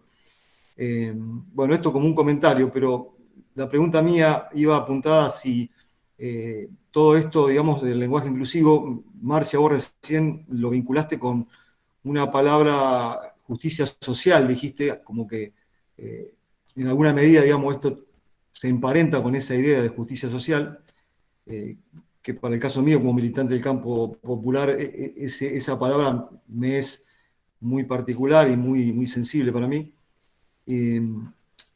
Más que nada mi pregunta apunta a ver cuáles son, digamos, los análisis que pueda haber desde los que vienen analizando esto en el campo teórico respecto de categorías como esta, como justicia social, o como otras categorías que tienen que ver con el plano de la lucha económica o de la lucha política. Yo te puedo responder, digamos, más desde el campo de la sociolingüística, que es donde, digamos, donde laburo un poco y, digamos, cuando yo en la presentación decía, bueno, a la lengua la hacen los hablantes y entonces estigmatizar el habla de alguien es estigmatizar a esa persona. Por allí viene la idea de, digamos, que se está tratando de mover desde la sociolingüística en este sentido de plantear, ojo, porque también en la sociolingüística hay líneas de derecha, hay líneas liberales, digamos, y entonces no supone que si estamos dentro del campo de la sociolingüística, fluye el reconocimiento de la valoración igualitaria de todas las variedades lingüísticas. Entonces, desde algunas líneas se intenta sostener la resistencia en ese sentido de valorar las voces y en ese acto sostener una justicia sociolingüística en el sentido de, digamos, ¿por qué sociolingüística? Por la imposibilidad de desvincular o la posibilidad de disociar al hombre, la mujer, perdón, patriarcado, al ser humano de su lengua y eso conformando a una comunidad determinada. Entonces ahí, digamos, es donde yace la cuestión de la justicia. Digamos, justicia en tanto la lengua puede nombrar a alguien que antes no se sentía representado con ese mazo de cartas, con ese sistema, con esa línea y en ese no sentirse representado, digamos, se juegan un montón de otras consecuencias. Es que eso influya en el sujeto para que después no participe en grupos porque siente que su lengua es minoritaria o porque no puede nombrarse o porque no hay nada que lo nombre a él. Y la palabra ahí como, nos nombran de una manera desde que nacemos y eso nos constituye.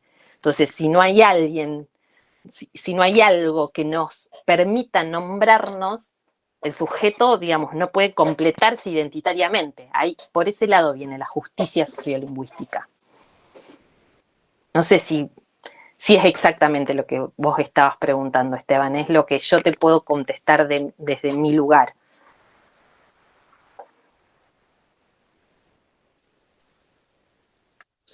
Bueno, yo podría agregar, me van a haber duplicado, pero bueno, voy a probar con otro dispositivo a ver si no me caigo esta vez. Bueno, por un lado me gustaría como hacer un pequeño asterisco y completar la respuesta al compañero anterior, que nada, lo que le iba a decir simplemente era señalarle una cosa que se la linkeo para que quede la idea completa, que es justamente las operaciones queer, ¿no? Las operaciones de los movimientos queer que tuvieron que ver con la apropiación de un término que era originalmente un insulto y esa reapropiación cumplió una vuelta reapropiada desde una, podríamos decir, una política del orgullo, ¿no? Entonces, bueno, ahí hay como una operación interesante en estas vueltas de reapropiación que tienen ciertos términos. Eso, punto y aparte. Respecto de lo que señalaba y comentaba y consultaba recién Esteban, yo creo, a ver, un par de cosas. Por un lado, creo que estas causas, si las pensamos políticamente, me parece que funcionan como aliadas, digamos. Sí, se me escapa un poco poder pensar ciertas direcciones políticas y ciertas causas más allá de las luchas sexogénicas, digamos, porque bueno, cada uno tiene su campo de intervención y su campo de participación y su campo de militancia, pero sí creo que claramente hay como, o al menos es deseable que haya una alianza en estos términos.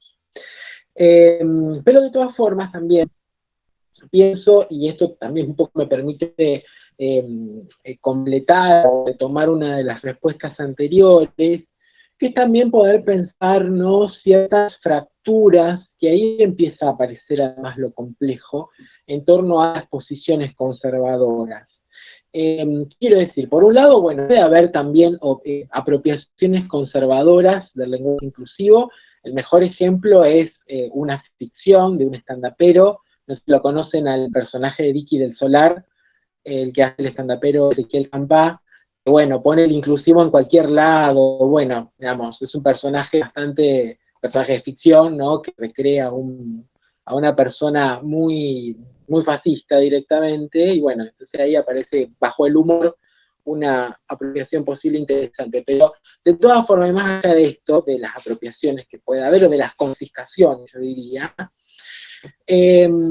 lo que sí me parece interesante es poder pensar ciertos quiebres dentro de las posturas conservadoras, para tampoco pensarlas tan linealmente, porque obviamente que hay alguien que se exaspera por el uso del lenguaje inclusivo, detrás de esa persona podemos ver a una persona con una actitud conservadora a nivel de la pureza lingüística, pero también a nivel político y a nivel de su impugnación hacia las luchas sexogenéticas.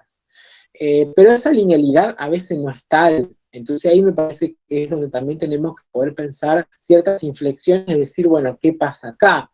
Es algo que yo escucho mucho, por ejemplo, en compañeros sensibles a las causas y luchas de género, pero que sin embargo, con el inclusivo dicen, no, yo acá no. Entonces ahí es como que se empiezan las posiciones a generar ciertas inflexiones que, bueno, habría que ver qué pasa, digamos, ¿no? O pensar cómo los posicionamientos políticos no son lineales y comportan ciertas fracturas también, ¿no?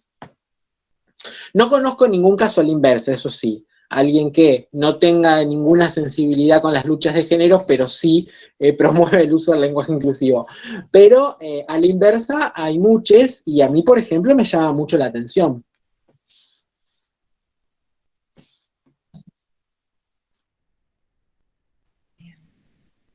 Perfecto. Pero en esa contradicción quizás haya, perdón, Gisela, pero en eso que no, bueno, no sé si es contradicción, pero que suena al menos a ello, quizás habría que ver cuán genuina es una lucha que no se traslada a la otra, cuán genuina es. Ay, qué difícil seguirte en 2 cuadros, Javi, me hace así, pero del otro lado me hace... Me pierde como ya un límite de esquizofrenia. No, pero sí, tal cual. A mí, digamos, me da como una desconfianza. Yo Claro. en eso estoy de acuerdo.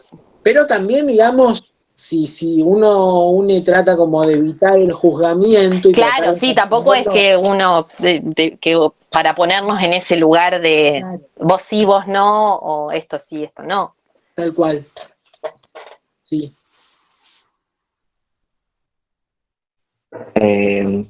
Avísenme cualquier cosa si se me corta y apago la cámara. Bueno, me llamo Manuel, soy estudiante de letras y tenía una pregunta eh, para ambos y otra en particular para Javier. Mi pregunta era si sobre este nuevo proyecto en diputados hay o en vigencia o en algún momento hubo algún antecedente en democracia de básicamente prohibir alguna, no sé cómo llamarlo, algunas expresiones dentro del ámbito académico desde el Estado. Eh, y en particular a Javier le quería preguntar con respecto a lo que había mencionado en algún momento sobre esta manera que tiene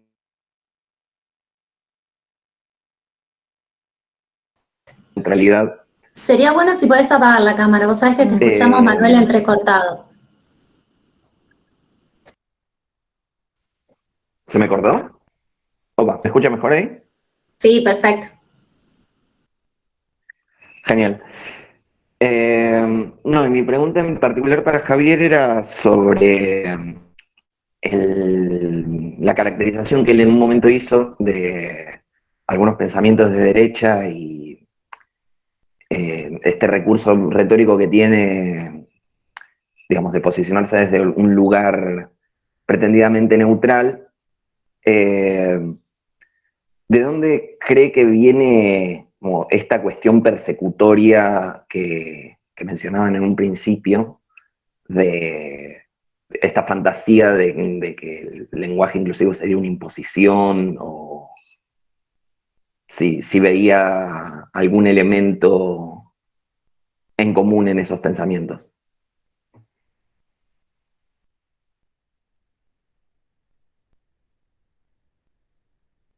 Yo te respondo a la primera parte.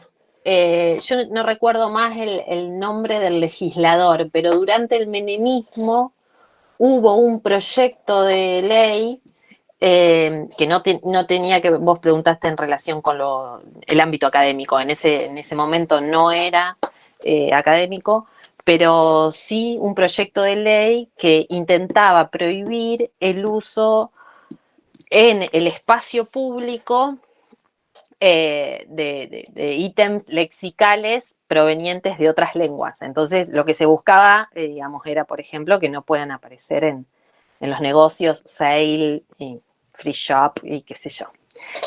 Claramente no prosperó. Es muy difícil prohibir sobre la lengua. Esto no quiere decir que hoy, así como hay una ebullición en relación con todo lo que estamos hablando, también hay una reacción conservadora que, digamos, espero no prospere.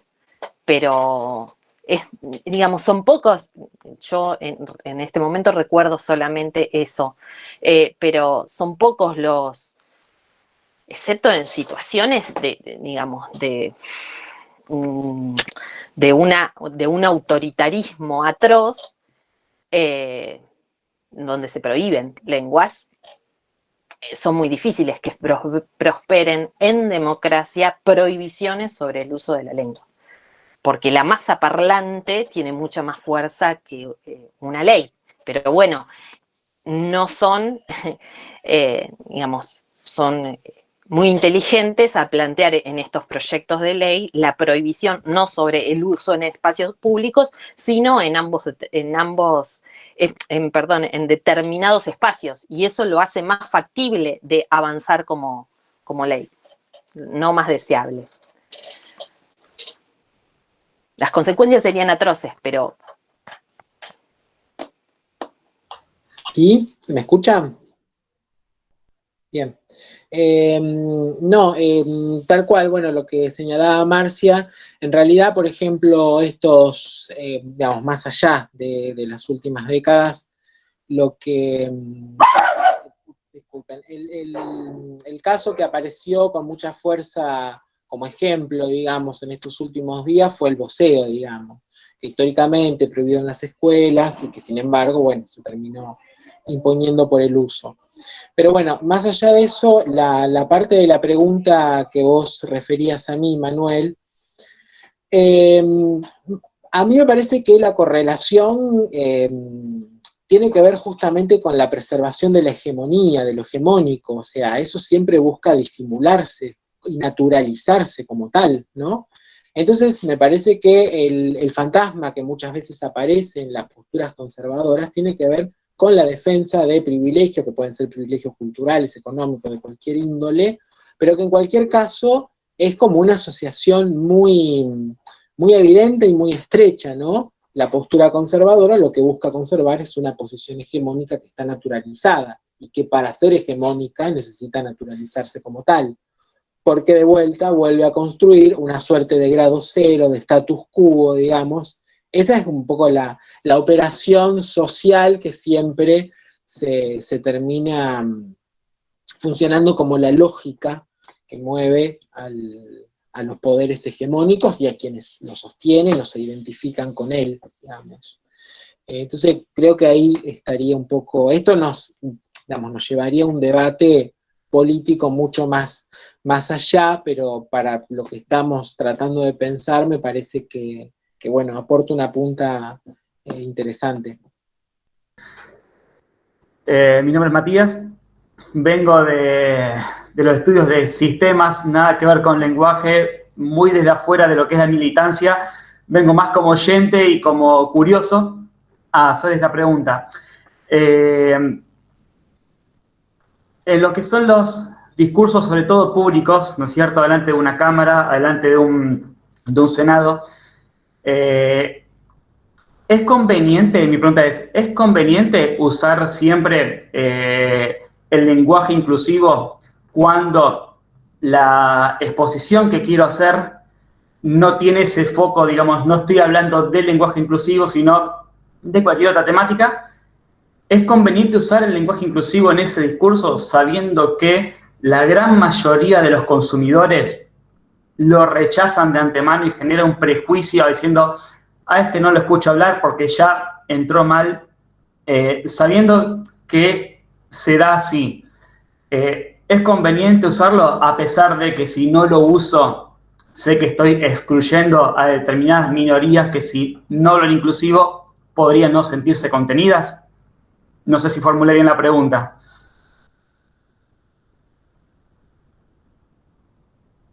Bueno, sigo con la tradición instalada de que yo conteste primero.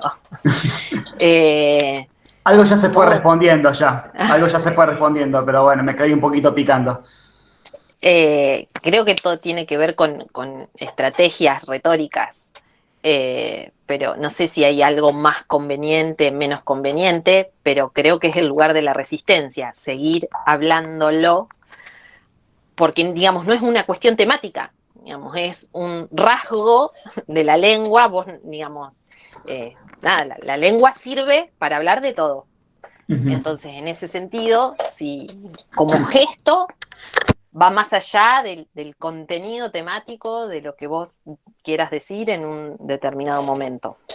Y después, en cuestión de elección, sí podés usarlo, no podés usarlo. Digamos, a veces no es una cuestión solamente así de una elección consciente, porque, digamos, porque se cuelan. Yo antes dije hombre para representar al ser humano, digamos, porque se cuelan esos vestigios. Entonces, más allá de la intención hay ciertas personas que en la práctica van adquiriendo un uso mucho más fluido y hay otros que se los ve en el gesto, aún haciendo algún esfuerzo.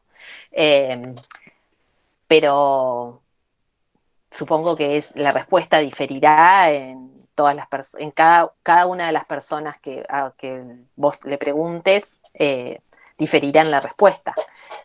Cómo se piensa a ese auditorio y en representación de quién uno está. O sea, es cierto que antes cuando Javi decía que fue durante los debates de la IBE donde más se escuchó el lenguaje inclusivo, digamos que puso de nuevo en el 2018 ahí el foco. Creo que todos hemos visto a Marianela Mira cuando ella cursaba el Carlos Pellegrini y decía a todos les diputades y pobre chica sufrió el escarnio de todos. Más que nada por eso decía, bueno, recordando esa imagen. Bueno, pero digamos, ese es el lugar de esa transgresión a las reglas del sistema, desde donde se hace la resistencia, y claramente en ciertos ámbitos no molesta, en ciertos ámbitos molesta más o menos, en ciertos ámbitos, y depende de quién vos seas en cada uno de esos ámbitos. Digamos, cuando yo hablo al rector de una universidad, en una universidad me miran mejor que en otra, hablando el inclusivo, y bueno, pero sé que cada vez que lo hablo, pincho. Muchas gracias, entonces. No, yo lo que agrego es un poco también cuando yo me refería a los usos situados, tiene que ver también con cierta consideración justamente de la escena de interlocución para no pensar el inclusivo como una reposición universalista superadora, digamos, ¿no? Entonces ahí también aparece el respeto hacia las identidades autopercibidas cuando las conocemos. Y en ese sentido digo que es situado, que es estratégico también. Pero lo que sí, digamos, por cómo empezaste vos a relatar también el ejemplo, lo que sí yo quisiera destacar en un sentido político, que tampoco vale usar el inclusivo de manera, no sé, por decirlo de algún modo, pintoresca, o porque es políticamente en ciertos espacios, políticamente correcto en ciertos espacios, y en otros, bueno, no tiene sentido y hablo como sea. Si vamos a tomar un posicionamiento, bueno, está bueno como que eso esté presente en nuestras formas de diálogo permanentes, ¿no? Entonces, bueno, como que no vale hacer trampa, diría, ¿no? Es decir, bueno, acá no me conviene usarlo, entonces, bueno, digamos, me parece que el gesto político pasa por tratar de que sea una intervención permanente, ¿no? Y después, por supuesto, hay circunstancias de adecuación, hay públicos y demás, eso siempre es una adecuación, digamos, pero el gesto político me parece que es interesante que esté presente. Te escuchamos. Bueno, muy buenas noches a todas y a todos. Quería hacer una pregunta por dos cosas. Me llamó la atención recién, y esto tal vez voy a estar un poco como abogado del diablo, pero recién, ante la pregunta de Matías, me gustó ver la cara, digamos, de ciertas personas que iban haciendo como gesto, como que está preguntando. Entonces, lo que me llamaba a mí la atención era que si no hay como esto de lo que hablábamos, por ejemplo, en análisis del texto, de lo extraverbal, también una cierta sanción para aquellos que todavía nos cuesta utilizar el lenguaje inclusivo. Yo, por lo menos, me cuesta muchísimo, pero siempre me he encontrado en realidad que si bien no tengo la intencionalidad de, obviamente, excluir, ¿sí?, a todo tipo de género que se autopercibe, primero y principal, porque yo en mi historia personal, digamos, también trabajé sobre esta cuestión sobre mi género y tratar de buscar un espacio de identidad personal. Preguntarle también a Marcia y a Javier si no creen que en algún ámbito de lo extraverbal también hay una cierta sanción para aquellos que no están acostumbrados aún a incluir el lenguaje inclusivo. Entiéndase gestos, entiéndase caras, entiéndase cómo, que son de alguna manera que te lleva a decir, es más, por ejemplo, a mí, por ejemplo, ahora me lleva a hacer esta pregunta, porque mi pregunta iba por otro lado, pero me lleva a decir, uy, ¿pregunto o no pregunto? Digo, en esto de lo que Javier también hablaba sobre cuáles son los oyentes. Digo, ¿los oyentes van a estar preparados para recibir realmente y sinceramente mi pregunta? ¿O lo entienden como un chicaneo y en realidad la intención era otra? Digo, estas cuestiones por ahí, me miro a las profes, digo, porque me gustaba lo de Voloshinov y todo lo que íbamos tratando, ¿no? Pero pregunto esto, los gestos que aparecieron me sorprendieron, porque digo, hablamos en un discurso sobre la cuestión de que no es una imposición, ¿hasta dónde no se juega lo extraverbal también en el hecho de decir, bueno, sí hay una sanción si no lo utilizás, por ejemplo, ¿no? Eso por un lado. Y la otra pregunta que me llamaba a mí, o que me llevaba a preguntar, era si lo lúdico, ¿sí? Lo lúdico no juega un papel importante a la hora de propiciar el uso del lenguaje inclusivo. ¿Por qué pregunto lo siguiente? Me he dado cuenta por ahí que si bien a mí me cuesta mucho utilizarlo, en mis grupos de estudiantes siempre se ha utilizado, digamos, de secundario, el chiques y siempre como una cuestión de risa, pero en el fondo después esto se terminó como naturalizando y ya dejó de dar risa y sino se empezó a utilizar dentro del aula como una cuestión más naturalizada, tal vez no consciente de todo lo que implica respecto de las luchas sociales y todo lo que implica detrás de este uso del inclusivo, ¿no? Y siempre me gusta a mí utilizar dentro de filosofía, tratar de desconstruir palabras, tratar de utilizar mucho la deconstrucción de las palabras, qué decimos cuando utilizamos esto, ¿no? Cuando, digamos, justamente esto de pensar los auditorios y también me lleva a pensar a mí, digamos, cómo se van modificando o cómo vamos de alguna manera también escapando de esta hegemonía a través de lo lúdico. Y me remonta mucho a otros filósofos, ¿no? Como a Gadamer y otros más, pero preguntar si no creen ustedes que lo lúdico de alguna manera es como la llave para escapar a esto que por más que pueda ponerse como ley o no, ayuda de alguna manera a decir, aunque nos quieran legalizar ciertas cosas, se les escapa por otro lado, ¿no? Se escapa y esto se va a seguir manifestando porque es necesario que se manifieste. Esa es la pregunta. Gracias. A la primera pregunta no sé sinceramente qué gestos viste y evaluaste, pero creo que como lo extraverbal genera sentidos y en eso genera efectos siempre, en los usos del lenguaje inclusivo y en los que no. Tampoco quienes usamos el lenguaje inclusivo tenemos ganado el cielo si fuéramos católicos. O sea, creo que ahí, digamos, digamos, no, porque si no es, bueno, vos usás el lenguaje inclusivo, entonces el amor al prójimo y desde la mano, o sea, nada, se circunscribe a un espacio, por eso, digamos, y acá siempre, yo recuerdo los primeros memes en torno a, bueno, no sé si tan memes, era, bueno, el verdadero lenguaje inclusivo es que un pibe desayune, almuerce, no tiene nada que ver, o sea, sí, o sea, eso es justicia social y necesitamos que los pibes almuercen, desayunen, cenen y todo, pero necesitamos también lenguaje inclusivo.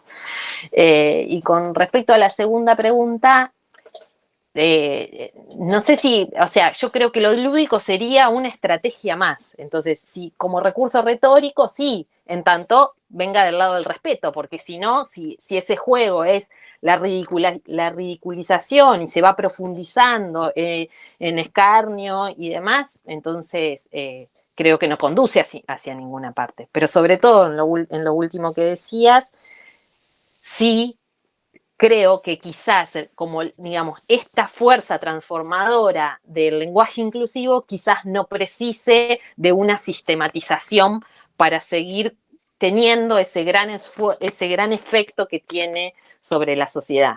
Quizás si la E se metiera definitivamente al sistema de la lengua, empezaríamos a buscar otra cosa por, no sé, para que nos represente, para que lo que fuere, o sea, pero me parece que ahí hay una fuerza transformadora que evade la reglamentación.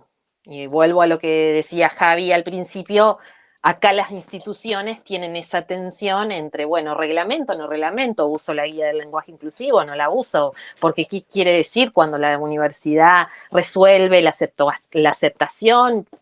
Bueno, ahí es complejo, digamos, son complejas todas las variables que se ponen en juego.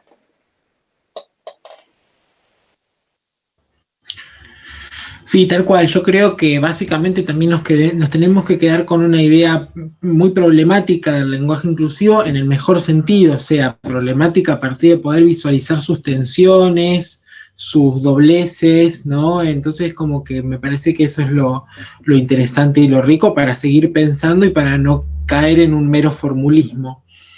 Pero además de eso, lo que quiero destacar es dos cosas. Bueno, respecto de bueno, que en realidad es responderte a las dos partes de la intervención.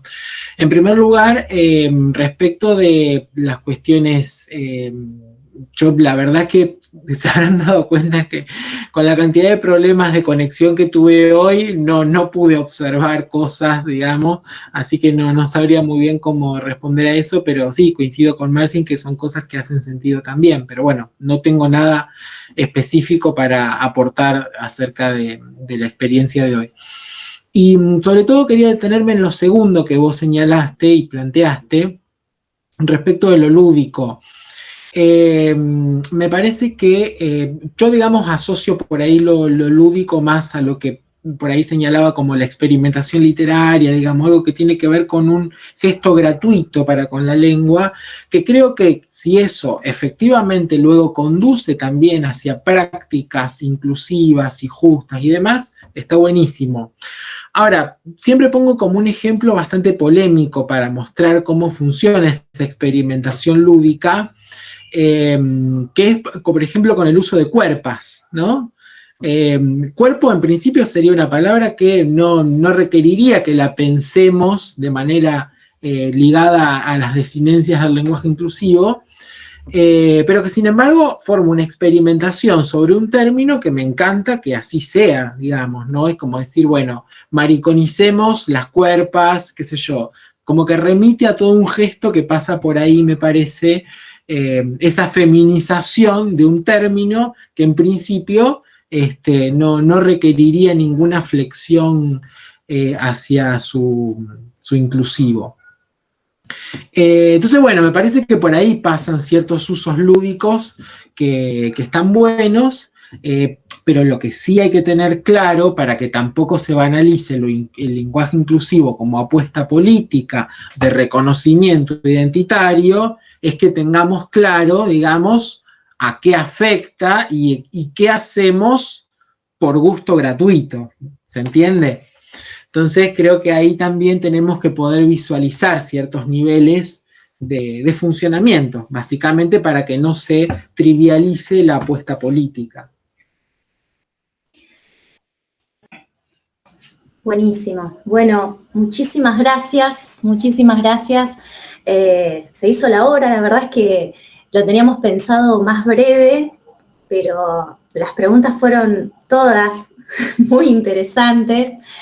La idea de pensar esto como algo que se está dando, que está siempre en presente y que lo que intenta es visibilizar, ¿no? Como figura de buscar una mirada sobre algo que hasta el momento no la tenía. Y bueno, en ese sentido creo que todas las manifestaciones, las formas y los gestos que encontremos serán bienvenidos si tienen que ver con eso. Celebro la incomodidad. Celebro la incomodidad. A mí tampoco me resulta sencillo un montón de veces, y meto la pata y me mantiene alerta, y me interesa que me mantenga alerta, ¿no? No siempre sé cuándo usarlo. Alguien me preguntaba cómo, si es, ¿no? Y me parece que esa tensión y esa problemática es la que nos permite pensar que delante nuestro hay alguien particular, singular, ¿no? Esto que se nombró tanto, no pensar en lo universal, empezar a vernos cara a cara, y me interesa particularmente desde ese lugar, desde lo subjetivo, desde el respeto, desde la diferencia, de lo singular, ¿no? Así que desde ese lugar Ojalá sigamos con esta incomodidad, que siga siendo también esto una posibilidad, me parece maravilloso, ¿no? Que se nombró tanto y se aclaró muchísimo en el conversatorio. No es una imposición, funciona al revés justamente de la RAE, de la norma, de la ley, de la institución, sino que es una posibilidad, porque me parece que la posibilidad abre la diferencia, pero también abre la libertad, la elección, ¿no? Así que bueno, muchas gracias Marcia, muchas gracias Javier. La verdad que fue un placer, un privilegio poder participar de este conversatorio. Es un honor, muchas gracias por las preguntas a quienes las hicieron y por la escucha y por seguir estando acá y bueno, un honor. Yo me sumo a todos los agradecimientos también que acaba de hacer Marcia, las preguntas, el entusiasmo, pero especialmente no quiero que se me escape el agradecimiento, porque no lo hice al principio, dado que estuve un poco nervioso con estas cuestiones tecnológicas que me están fallando hoy, por las cuales de hecho me disculpo por las desprolijidades, pero no quiero dejar pasar el agradecimiento a Caro, a Ro, a Griselda, bueno, a todo el equipo de la cátedra por esta invitación, por esta iniciativa tan linda y tan productiva. Y además también, digamos, el agradecimiento lo hago extensivo desde el espacio de la escuela, porque la verdad que son actividades muy productivas y muy significativas para que compartamos con los estudiantes y que pongamos en marcha reflexiones así tan potentes, de cuestiones que nos interpelan también y que hacen que estemos también tan cerca entre lo que enseñamos y lo que estamos viviendo, ¿no? Así que bueno, muchas gracias. Y es eso, es intentar unir lo más que se pueda aquello que enseñamos y aquello que vivimos, porque sobre todo para estudiantes de primer año eso es un valor que hay que seguir cultivando. Bueno, muchísimas gracias. Realmente fue un placer compartir este tiempo con ustedes. Y bueno, nos estamos viendo en el próximo conversatorio. Ya pronto verán la difusión. Y bueno, esperamos que todos y todas estén por ahí. Nos vemos.